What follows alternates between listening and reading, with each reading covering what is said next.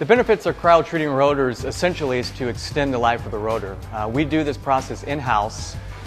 We have a cryo-treating machine in our facility in City of Industry. And it's a unique process. It takes about 23 hours, and it takes a rotor, starts at room temperature, goes down to negative 300 degrees Fahrenheit, cycles it back up to room temperature, goes to positive 300 degrees Fahrenheit, and again, we cycle that 3 times. So what it does is it takes the residual stress that's found in the disc and evenly spreads it out across that surface area, and again, making a longer lasting disc that's more durable under high heat applications.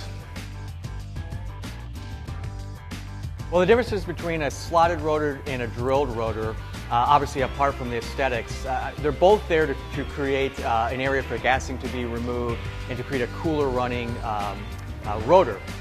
The disadvantage that you can often see with drilled rotors on street applications that go into an abusive environment is they're more susceptible to cracking, which is why in professional race teams you often see slotted rotors being used.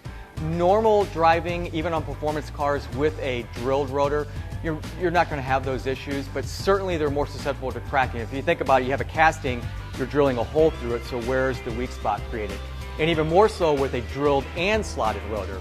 You're taking, again, a blank casting, you're putting holes through it, and you're adding a slot to it. So there's a place for each of those rotors. The drilled and slotted rotor is perfect for that appearance type customer, but we would never recommend that one in a race environment. Recently, we've decided to drop the Power Slot brand name for our slotted rotors and put them under StopTech. StopTech already had a drilled rotor and a drilled and slotted rotor. So to reduce confusion in the marketplace, we decided to take our slotted rotor, which again was branded Power Slot, and put it under the StopTech brand name. So now under StopTech, the family of rotors, which we call sport rotors, again, are a slotted rotor, a drilled rotor, and a drilled and slotted rotor, all under the StopTech brand name. Well, let me tell you a little bit about the StopTech Street Performance Pad, the features and benefits. The pad is it's a positive mold pad, like all OE pads. It's a scorch pad, which is also an OE process. We do the scorching in-house, and that takes the pad, it burns the initial layer off, the gases off, so it drastically reduces any bed-in process. It's fully shimmed, it has an OE-style backing plate, and the unique thing about this pad is it uses a material called para-aramid. It's a fibrous type material, and it allows it to have a very high maximum operating temperature, about 1300 degrees Fahrenheit. So the pad is ideally suited for someone who has a performance type car and also does the occasional track day events. They can do that without switching out the pad.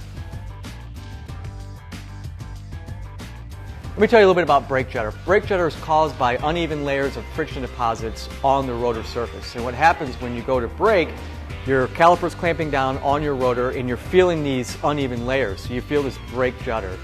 The rotor is not warped.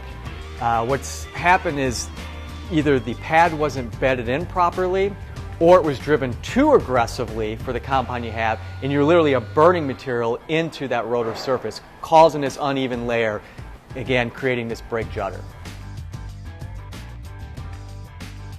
The best way to prevent brake judder is first install the pads properly. That's key, making sure all the surfaces are clean, making sure the hubs are clean. So that's key. The installation of it is key to reduce that. The second thing is, if the pad does require a bed-in, to follow that bed-in to a T. That'll also allow that transfer layer to evenly be deposited onto the rotor surface and not having that hot spot build up.